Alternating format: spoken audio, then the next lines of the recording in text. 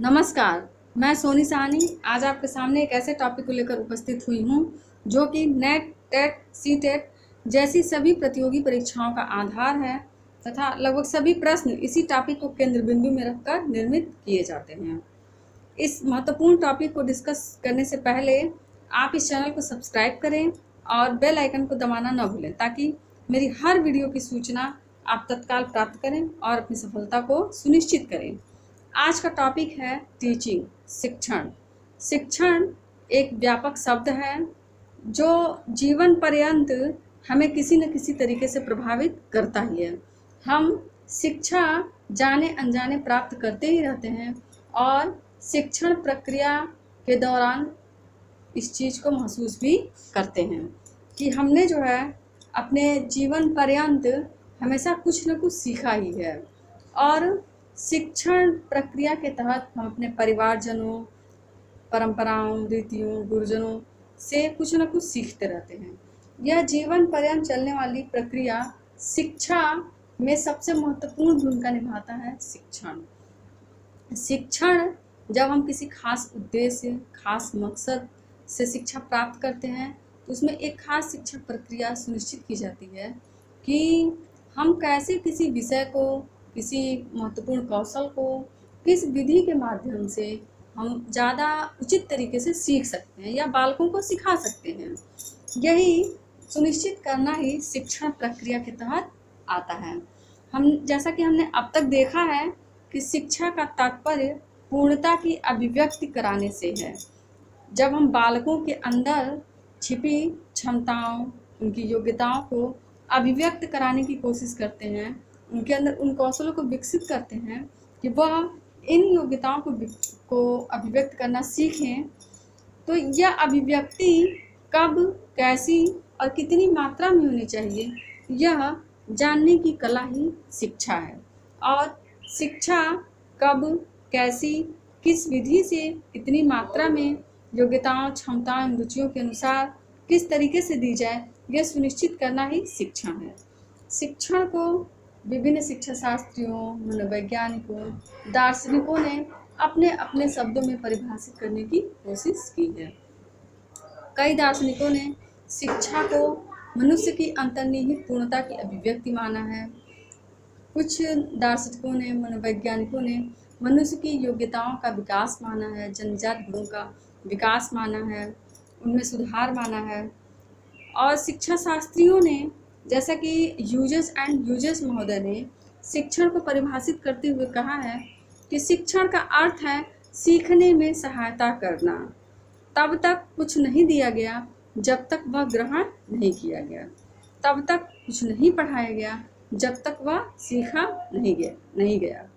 इस परिभाषा में ह्यूजेस एंड ह्यूजेस महोदय ने कहा है कि शिक्षण का अर्थ है बालकों को सीखने में सहायता करना, और जब तक बालक सीख नहीं लेता है, वह ग्रहण नहीं कर लेता है, अधिगम सुनिश्चित नहीं हो जाता है, तब तक शिक्षण प्रक्रिया सफल नहीं मानी जाएगी। और उसकी सफलता तभी सुनिश्चित होगी जबकि अधिगम हो, बालक सीखे, उसके अंदर व्यवहार परिवर्तन हो। इस प्रकार हम देखते हैं कि शिक्षण का अर्थ सिखाने की प्रक्रिया एवं अधिगम की सफलता में ही अंतर्निहित है। इसी तरह एक और परिभाषा है रायबर्न महोदय की। उन्होंने कहा है, रायबर्न महोदय के अनुसार शिक्षण शिक्षार्थी, शिक्षक एवं पाठ्यवस्तु, इन तीनों के बीच संबंध को स्थापित करता है। यह संबंध बालक की शक्तियों के विकास में सहायता प्रदान करता है। जैसा कि हम सभी जानते हैं कि हम जब शिक्षा प्राप्त करते हैं तो उसके कुछ महत्वपूर्ण निर्धारित अंग होते हैं, जिसमें आता है पाठ्यक्रम, पाठ्येतर गतिविधियाँ, शिक्षक, शिक्षार्थी, विद्यालय। उसमें सबसे ज़्यादा महत्वपूर्ण हो जाता है शिक्षक, शिक्षार्थी और पाठ्यवस्तु। हम पाठ्यवस्तु को आधार मानकर और शिक्षक के मार्गनिर्देशन में सीखने की प्रक्रिया को जारी रखते हैं, सीखते हैं और जीवन में आगे बढ़ते हैं। और यह संबंध इन तीनों के बीच का, शिक्षक, शिक्षार्थी और पाठ्यवस्तु का, इन तीनों के बीच का संबंध तभी सार्थक होता है जब बालक की अंतर्निहित शक्तियों का उचित दिशा में विकास होता है और शिक्षण प्रक्रिया उस विकास में सहायता प्रदान करती है। बालक किस विधि से कितनी मात्रा में कब और कैसे सीख रहा है, यह एक शिक्षक अपनी शिक्षण प्रक्रिया को निर्धारित करते समय यह ध्यान रखता है कि हम बालकों के अंदर अधिगम को किस प्रकार सुनिश्चित करें। इसी प्रकार हम देखते हैं थॉमस एंड रिस्क महोदय ने कहा है कि सीखने के लिए दिए जाने वाले निर्देशन के रूप में शिक्षण को माना जा सकता है या परिभाषित किया जा सकता है, जिसमें हम पाते हैं कि जब गुरु या शिक्षक बालकों को सीखने के लिए उन्हें डायरेक्शन देते हैं कि आप इस तरह ये काम करिए, इस चीज़ को ऐसे लिखिए, ऐसे पढ़िए, और इस डायरेक्शन में बालक की योग्यताओं, क्षमताओं और उनकी रुचियों को ध्यान में रखकर जब निर्देशन दिया जाता है तब यह उचित शिक्षण प्रक्रिया के तहत आता है और इससे बालक का सर्वांगीण विकास होता है और 100% अधिगम सुनिश्चित होता है। इस प्रकार हम देखते हैं कि उचित दिशा निर्देशन में की गई शिक्षण प्रक्रिया बालक को सर्वांगीण विकास करने के लिए प्रेरित करती है। एक और परिभाषा हम देखते हैं N.L. गेज के अनुसार, जिन्होंने कहा है कि शिक्षण पारस्परिक प्रभावों का वह रूप है जिसका उद्देश्य दूसरे व्यक्ति के व्यवहार, क्षमताओं में परिवर्तन लाना है। इस परिभाषा के अनुसार यह जो शिक्षण प्रक्रिया है वह पारस्परिक प्रभावों का वह रूप है। शिक्षक और शिक्षार्थी दोनों एक दूसरे के व्यवहार को प्रभावित करते हैं। शिक्षक प्रश्न पूछता है, शिक्षार्थी उत्तर देते हैं, शिक्षार्थी प्रश्न पूछते हैं, शिक्षक उत्तर देता है। यह जो अंतःक्रिया होती है इससे शिक्षक भी प्रभावित होते हैं और शिष्य भी प्रभावित होते हैं और एक दूसरे के व्यवहार में परिवर्तन होता है। जब शिक्षक देखता है कि उसकी शिक्षण प्रक्रिया सफल हो रही है तो फिर वो आगे बढ़ता है और जब वह देखता है कि उसकी शिक्षण प्रक्रिया सही दिशा में, सही तरीके से आगे नहीं बढ़ रही है तो वह उन विधियों में परिवर्तन करके बालकों में अधिगम करने का प्रयास करता है और शिक्षण प्रक्रिया उचित तरीके से संचालित होने पर बालकों के अंदर अधिगम होता है और उनके व्यवहार में परिवर्तन होता है। यही N.L. गेज महोदय ने कहा है कि शिक्षण पारस्परिक प्रभावों का वह रूप है, मतलब कि शिक्षक और शिक्षार्थी एक दूसरे के व्यवहार को पूरी तरह प्रभावित करते हैं और एक दूसरे के व्यवहार को प्रभावित करते हुए उनकी क्षमताओं में भी परिवर्तन लाते हैं। शिक्षक की क्षमताओं में भी परिवर्तन होता है, वह जितने बेहतर तरीके से दे रहा होता है और भी बेहतर तरीके से देने की कोशिश करने लगता है और शिक्षक जितना रुचिपूर्वक सीख रहे होते हैं उससे भी ज़्यादा रुचिपूर्वक सीखने लगते हैं। इस प्रकार हम देखते हैं कि शिक्षण एक बहुत ही व्यापक शब्द है और शिक्षण प्रक्रिया में सबसे महत्वपूर्ण बात यह है कि अधिगम की सफलता, जब बालक सीख रहे हैं, बालकों में अधिगम हो रहा है, तभी शिक्षण प्रक्रिया को सफल माना जाता है और शिक्षण प्रक्रिया की सफलता को सुनिश्चित करने के लिए बालकों की पहचान, उनकी योग्यताओं, क्षमताओं, रुचियों की पहचान और पाठ्यक्रम में बालकों की रुचियों के अनुसार विधियों का समावेश, पाठ्यक्रम कितनी मात्रा में कब कैसे कितना सिखाया जाए यह सुनिश्चित करना, यह सब शिक्षण को प्रभावित करता है। साथ ही साथ शिक्षक का व्यक्तित्व, कक्षा का सामूहिक व्यवहार, यह सब भी शिक्षण प्रक्रिया को संचालित करता है। हम आगे अन्य टॉपिक्स पर देखेंगे कि शिक्षण प्रक्रिया किस तरह प्रभावित होती है और किस तरह बेहतर तरीके से शिक्षण प्रक्रिया को संचालित किया जाता है। लेकिन उसके पहले आज हम देख लेते हैं कि शिक्षण का उद्देश्य क्या होना चाहिए या शिक्षण किस प्रकार हमारे लिए लाभदायक हो सकता है, उनके उद्देश्यों को किस प्रकार निर्धारित किया जाए कि शिक्षण जो है हमारे लिए बेहतर तरीके से उपलब्ध हो, बालकों के सर्वांगीण विकास में सहायक हो। इसमें सबसे पहला पॉइंट आता है कि शिक्षण बालकों के व्यवहार में परिवर्तन लाने की प्रक्रिया है।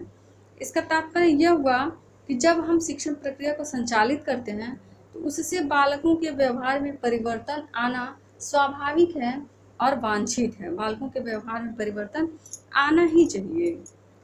इसमें आगे हम देखते हैं, शिक्षण एक उद्देश्यपूर्ण प्रक्रिया है। इसका तात्पर्य यह है कि जब भी हम कुछ सिखाने की कोशिश करते हैं, बालकों के व्यवहार में परिवर्तन लाने की कोशिश करते हैं, तो उसका कोई न कोई खास मकसद होता है। हम उन्हें किसी खास विषय का, किसी खास कौशल का ज्ञान प्रदान करना चाहते हैं या उनकी कुछ आदतों में परिवर्तन लाना चाहते हैं। इसीलिए शिक्षण प्रक्रिया का एक खास उद्देश्य निर्धारित किया जाता है। पाठ्य योजना को निर्मित करते समय उस प्रकरण के अकॉर्डिंग, टॉपिक के अकॉर्डिंग हम उद्देश्यों को निर्धारित करते हैं और अपनी क्लास में ये सुनिश्चित करते हैं कि बालक इस उद्देश्य को प्राप्त करे और हम भी अपने पाठ के शिक्षण के उद्देश्य को प्राप्त कर पाएँ। आगे हम देखते हैं कि शिक्षण एक सामाजिक प्रक्रिया है, अर्थात इससे समाज का विकास होता है। मैंने आगे भी बताया था कि शिक्षण हम कोई जब प्लान करके योजनाबद्ध तरीके से सीखते हैं या सिखाते हैं, केवल वही नहीं है, शिक्षण परिवार में भी होता रहता है। माता पिता हमें हमेशा कुछ न कुछ सिखाते रहते हैं।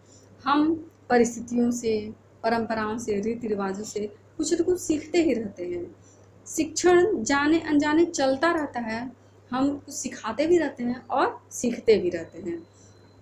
तो यह एक सामाजिक प्रक्रिया है और समाज में रहते हुए यह प्रक्रिया संचालित होती रहती है और इससे समाज का विकास भी होता है। जब हम उचित तरीके से शिक्षण प्रक्रिया को संचालित करते हैं, हम अपने पालियों को, अपने बालकों को, अपने परिवार के सदस्यों को उचित तरीके से मार्गदर्शन प्रदान करते हैं और उन्हें उससे लाभ प्राप्त होता है, उनका विकास होता है, तब हमारा समाज जो है आगे बढ़ता है, प्रगतिशील होता है, विकसित होता है। ठीक इसी प्रकार शिक्षण एक व्यावसायिक प्रक्रिया भी है, जिससे व्यवसाय करने में काफ़ी सहायता मिलती है। शिक्षण एक ऐसी प्रक्रिया है जिससे हम जीविकोपार्जन भी कर पाते हैं। गुरु, अध्यापक, शिक्षक शिक्षा प्रदान करने के बदले में कुछ दक्षिणा के रूप में प्राचीन काल में लिया करते थे और अब फीस के रूप में कुछ न कुछ राशि लेते हैं, जिससे कि उनकी जीविका चलती है। तो इस प्रकार वर्तमान समय में हम देखते हैं कि शिक्षण एक व्यावसायिक प्रक्रिया हो गई है और शिक्षकगण व्यावसायिक प्रक्रिया के तहत इसे अपनाते हैं और काफ़ी सफलता प्राप्त करते हैं। आगे हम देखते हैं कि यह एक तार्किक प्रक्रिया है, जिससे तर्क करने का गुण भी विकसित होता है। चूँकि एक शिक्षक प्रश्नोत्तर के माध्यम से, प्रोजेक्ट के माध्यम से, कार्य योजना के माध्यम से विभिन्न विषयों, विभिन्न कौशलों को सिखाता है और इस प्रक्रिया के दौरान शिक्षक और छात्र एक दूसरे के साथ अंतःक्रिया के दौरान प्रश्नोत्तर करते हैं, तर्क वितर्क करते हैं। तो इससे यह एक तार्किक प्रक्रिया बन जाती है और जब बालक सीख लेता है तभी शिक्षक आगे के स्टेप्स को बताता है और धीरे धीरे बालक सीखता रहता है। इसकी कई तमाम विधियां हैं, तमाम तरीके हैं, जिससे बालक आगे सीखता रहता है। शिक्षण के कुछ खास उद्देश्य होते हैं और इन उद्देश्यों को हम कुछ विशेष प्रकारों में बांट सकते हैं। जैसे जब हम सूचनाओं को प्रदान करते हैं तो उन्हें ज्ञानात्मक उद्देश्य के तहत लिया जाता है। जब हम बच्चों के अंदर, बालकों के अंदर भावनाओं को विकसित करने का प्रयास करते हैं तो उन उद्देश्यों को भावात्मक उद्देश्य के तहत लिया जाता है। और जब किसी कौशल को हम विकसित करते हैं तो वहाँ पर हमारा जो शिक्षण का उद्देश्य होता है वह क्रियात्मक उद्देश्य होता है। इन उद्देश्यों को एक फॉर्मेट के रूप में ब्लूम महोदय ने प्रस्तुत किया और उन्होंने कहा कि शिक्षण के उद्देश्य 3 प्रकार के होते हैं। ब्लूम महोदय के अनुसार शिक्षण के उद्देश्यों को 3 भागों में विभाजित किया गया है: ज्ञानात्मक उद्देश्य, भावात्मक उद्देश्य और क्रियात्मक उद्देश्य। इन्हीं उद्देश्यों को ध्यान में रखते हुए हम अपनी पाठ्य योजना को निर्मित करते हैं और शिक्षण प्रक्रिया को संचालित करते हैं। शिक्षण एक ऐसी प्रक्रिया है जिसको संचालित करने के दौरान हमें तमाम समस्याओं से भी गुजरना पड़ता है, तमाम दिक्कतें भी आते हैं जिन्हें दूर करना अति आवश्यक होता है। जब ये समस्याएं दूर हो जाती हैं तभी अधिगमकर्ता यानी कि बालक सही तरीके से सीख पाते हैं और शिक्षक को भी अपनी शिक्षण प्रक्रिया को संचालित करने में सुविधा होती है। ये जो समस्याएं हैं उनको हम पहले देख लेते हैं। सबसे पहली समस्या आती है बालक एवं अध्यापक के बीच संबंध स्थापित करने की समस्या। जब बालक और अध्यापक एक दूसरे के साथ अंतःक्रिया करते हैं, क्लासेस लगातार चलती रहती हैं, तब वह एक दूसरे को समझने लगते हैं, जानने लगते हैं। लेकिन उनके बीच जो ये कनेक्शन है, जो ये अंतःक्रिया है, यह मधुर और सुमधुर होनी अति आवश्यक है। शिक्षक अपनी बातों को कह पाए, समझा पाए और बालकों को समझ पाए, और बालक भी एक शिक्षक को अपना गुरु समझ के, अपना अभिभावक समझ के अपनी बातों को कह पाए, समझ पाए और उनसे प्रश्न पूछ सके, तभी तो शिक्षण प्रक्रिया उचित तरीके से संचालित होगी। तो एक शिक्षक का यह दायित्व है कि वह बालकों से उचित संबंध स्थापित करें, ताकि बालक और बालिकाएं उनसे अपनी समस्याओं को बता पाएँ और ज्ञान को प्राप्त करने में आगे बढ़ पाएँ। आगे एक और समस्या आती है कि शिक्षण विधियों में नवीनता लाने की समस्या, नई नई शिक्षण विधियों को प्रयोग करने की समस्या। प्राचीन कालीन परंपराओं में व्याख्यान विधि या प्रश्नोत्तर विधि ही मात्र हुआ करती थी, लेकिन अब बदलते युग में नई नई तकनीकें आ गई हैं, नई नई विधियाँ आ गई हैं, और उन सब का प्रयोग करने की समस्या शिक्षण विधियों के तहत काफ़ी ज़्यादा आती है। जब हम किसी खास विषय को किसी खास तरीके से सिखाने की कोशिश करते हैं, तो बालक भी उसमें तुरंत एडजस्ट नहीं हो पाते और शिक्षक भी उसको धीरे धीरे सीखते हैं। तो इसके लिए विभिन्न तरह की कार्यशालाओं का आयोजन किया जाना चाहिए, ताकि इस समस्या को दूर किया जा सके, और शिक्षकों को कुशल निर्देशन में विभिन्न तकनीकों का प्रयोग, विभिन्न विधियों का प्रयोग करके सीखते रहना चाहिए, ताकि वह उचित तरीके से अधिगम कर सकें। आगे एक समस्या आती है व्यक्तिगत विभिन्नता की समस्या। हर क्लास में हर तरीके के बालक एवं बालिकाएं होते हैं, और व्यक्तिगत विभिन्नता हर जगह मौजूद होती है। एक परिवार में भी सभी लोग एक ही स्वभाव के, एक ही रुचि के नहीं होते। ठीक उसी तरह क्लास में भी हमारे जो छात्र छात्राएं होती हैं, उनके अंदर व्यक्तिगत विभिन्नता जो है काफ़ी हद तक पाई जाती है। एक शिक्षक का यह दायित्व है कि इस वैयक्तिक विभिन्नता को वह समझे, जाने और उसके अनुसार अपनी शिक्षण विधियों को संचालित करने का प्रयास करें। अपनी पाठ्य योजना में वह हर कैटेगरी के बालक बालिकाओं को लाभ प्रदान करने की कोशिश करें, और उसकी एक शिक्षक का यह दायित्व है कि उसकी कक्षा में प्रतिभाशाली बालक भी सीखें, सृजनात्मक बालक भी सीखें, और दिव्यांग बालक भी सीखते रहें, और अपनी अक्षमताओं के कारण वह उससे दूर न होते जाएं और उनका सर्वांगीण विकास होता रहे, और सभी बालक सामान्य धारा में रहें और उनकी योग्यताओं का, रुचियों का, क्षमताओं का सामान्य तरीके से विकास होता रहे। शिक्षा में सबसे बड़ी समस्या आती है अनुशासन की समस्या। एक शिक्षक के व्यक्तित्व में इतना प्रभाव होना चाहिए कि वह कक्षा में अनुशासन को स्थापित कर सके, और परिवार का, समाज का भी दायित्व है, विद्यालय प्रशासन का भी दायित्व है कि वह बालकों के अंदर अनुशासन की भावना को विकसित करने का प्रयास करें, ताकि शिक्षण प्रक्रिया उचित तरीके से संचालित करने में कोई दिक्कत ना आए। जैसा कि हमने अभी आगे कहा कि कक्षा में वैयक्तिक विभिन्नता के तरह तरह के बालक होते हैं, उसमें एक कैटेगरी होती है उपद्रवी बालकों की, समस्यात्मक बालकों की।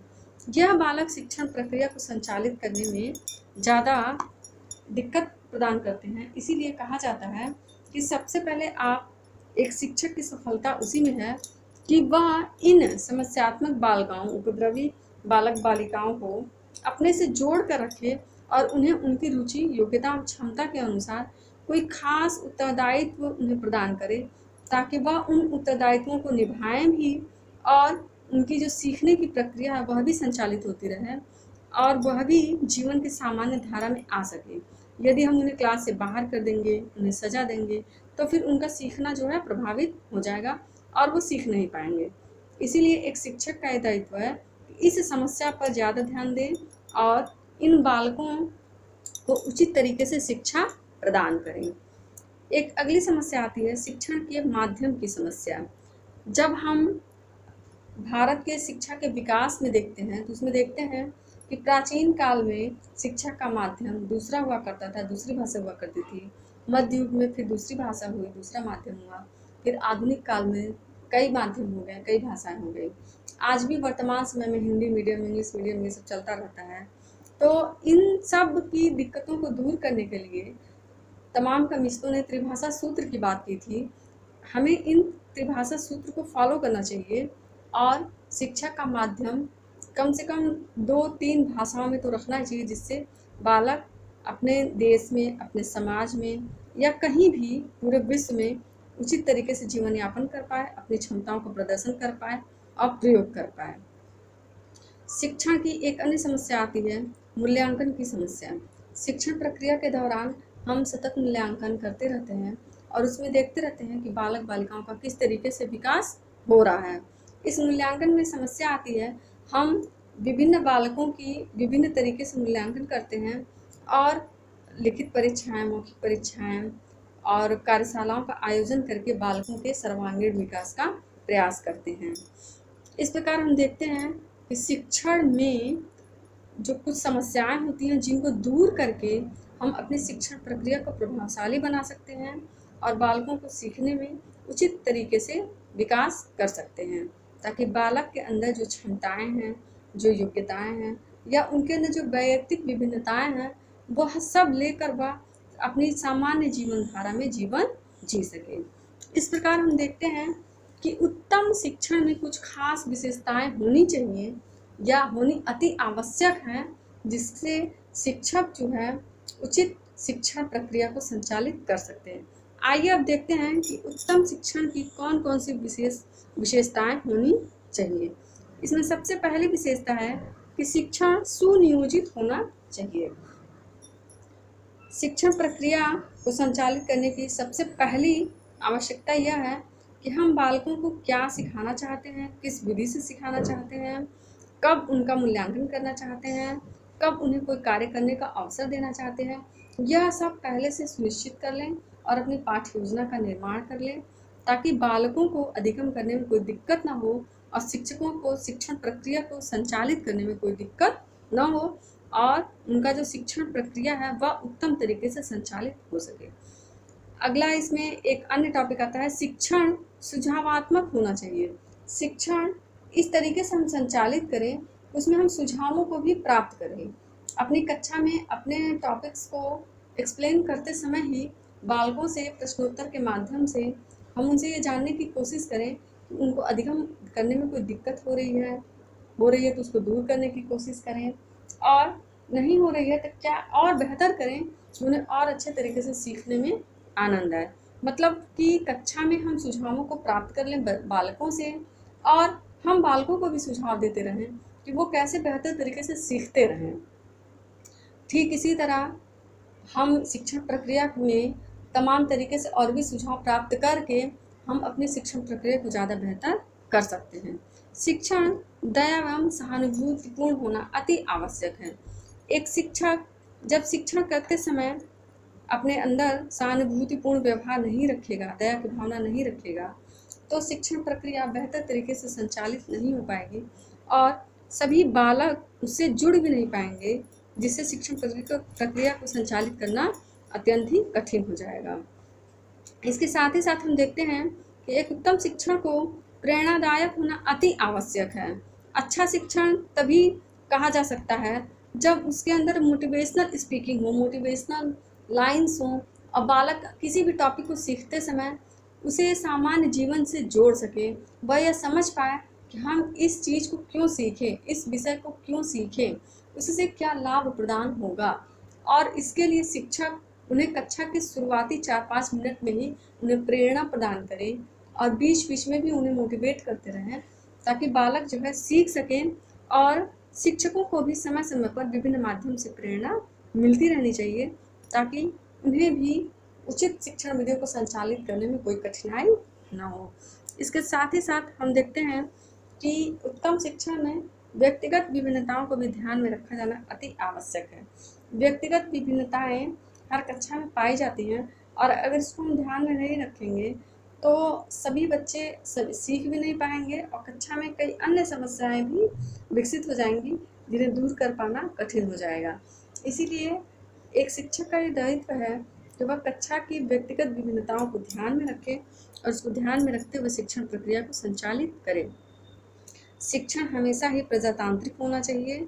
उसमें ऐसी व्यवस्था होनी चाहिए कि हर बालक अपनी समस्या को कह सके, हम हर बालक के विचारों को जान सकें और उन्हें अवसर प्रदान करें कि वह अपनी बातों को कह सकें।